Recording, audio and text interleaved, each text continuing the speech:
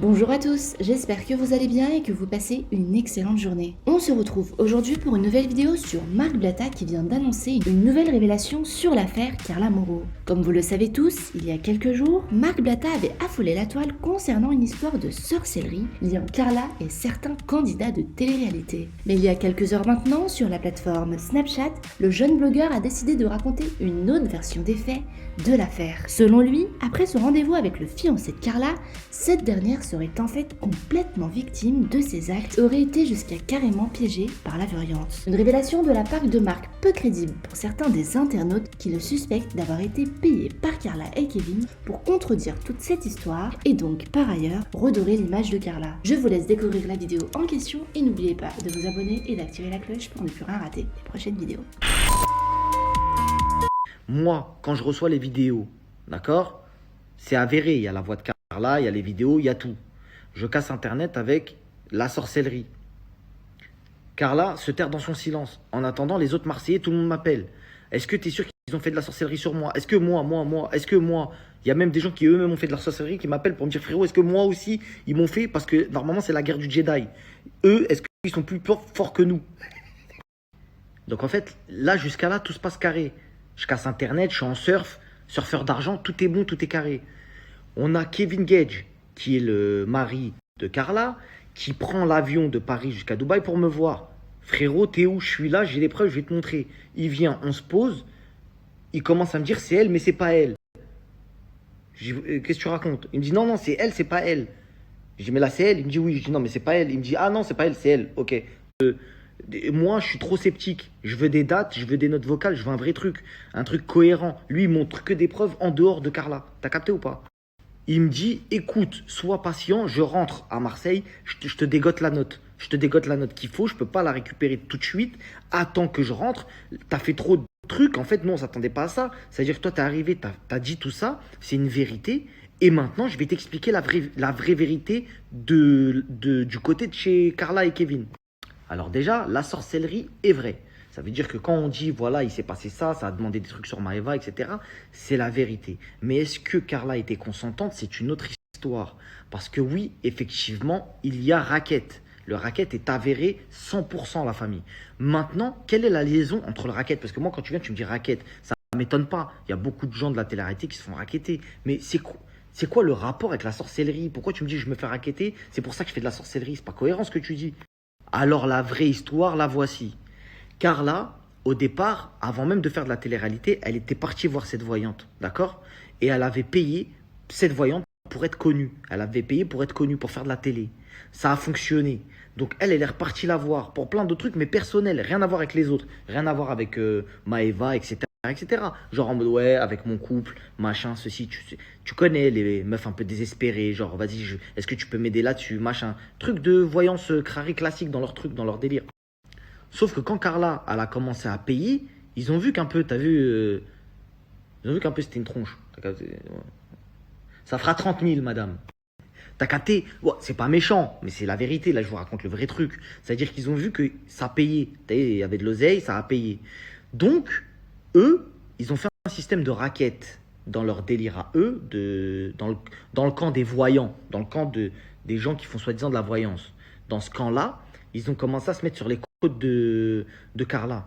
Ils ont commencé à lui envoyer en WhatsApp des vidéos. Vous savez, les vidéos là, ils ont commencé à lui envoyer des vidéos en mode hey, t'inquiète pas, on t'a fait un travail pour un tel, pour pas que un tel elle gagne, pour pas que un tel nanani nanana. Et elle recevait des vidéos dans son WhatsApp alors qu'elle avait rien demandé. Et elle, la voyante, elle l'a forcé. Elle lui disait hey, t'as vu, je t'ai fait un travail là sur un tel, tu me dois tant, tu me dois tant. Elle était choquée. Elle était apeurée pour pas que la voyante elle lui fasse un travail sur elle.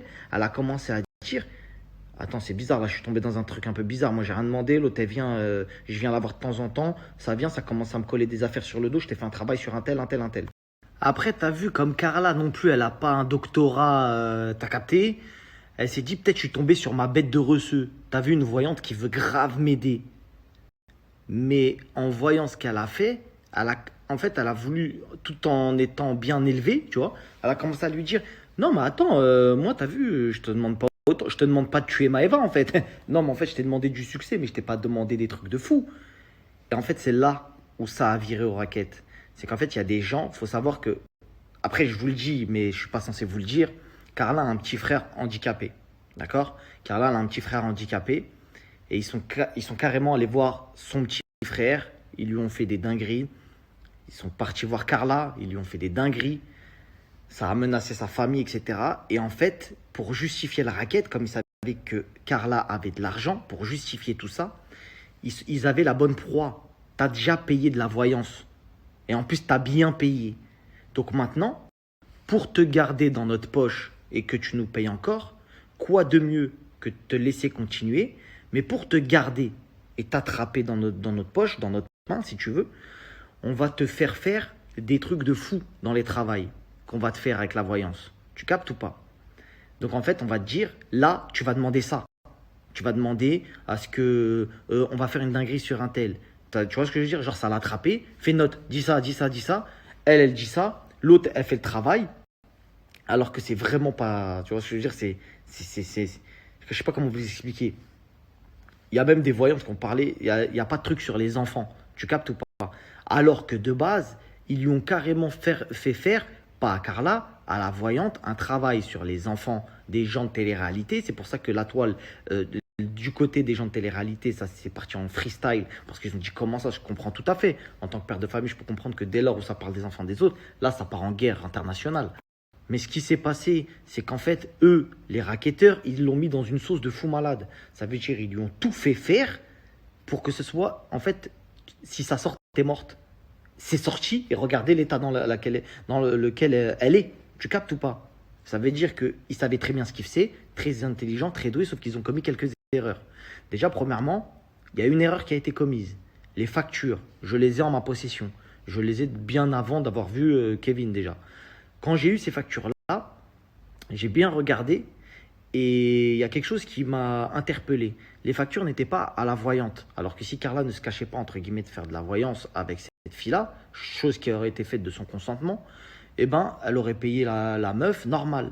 Là, il y a eu des factures qui ont été éditées, des factures graves, personal shopper, assistante marketing, tu sais, des trucs qui n'ont rien à voir. Tu vois, pour justifier des gros virements, des gros montants.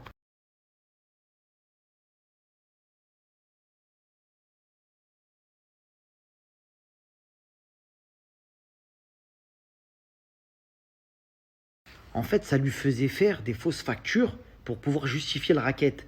Ça, elle subissait des pressions avec sa famille, etc. Elle était juste venue voir quelquefois une voyante, sauf qu'elle est tombée dans l'engrenage avec l'équipe autour. Eh, demande ça, comme ça, nous on te tient avec les vocaux, quand on t'attrape, dis ça, elle le dit. Le travail est effectué en vidéo, etc.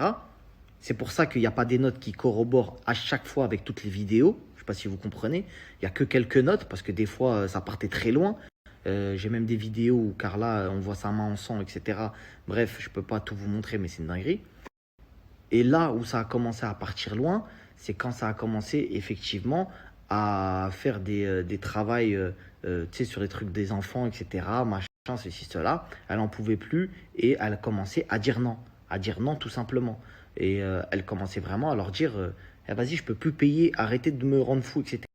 Donc comprenez que Carla, elle n'est pas dans un mood je veux payer, je veux faire des trucs. Elle est dans un mood, tu sens au téléphone qu'elle est sous pression. Tu captes ou pas? Danae, puisqu'en décembre, je ne suis pas payée. Je suis payée, en tout, je te dis ce combien je suis payée 16 000 euros en décembre. D'accord? Il y a déjà 4 000 euros qui partent. Et après, dans ces 16 000 euros, il faut que je paye mon loyer. Donc, il me reste plus rien. D'accord? Parce que sur ces 7 000 euros, j'ai de la TVA à donner aussi. Donc, c'est pour te dire que je ne peux pas. Je ne peux pas. En fait, je donne ce que je peux. Comme vous avez pu voir dans l'audio de Carla, on comprend bien qu'elle n'est pas en train d'essayer de se défiler. On sent quelqu'un qui veut payer, mais on dirait qu'elle a une dette. Je sais pas si tu captes. Comme vous avez pu voir dans l'audio de Carla, on comprend bien qu'elle n'est pas en train d'essayer de se défiler.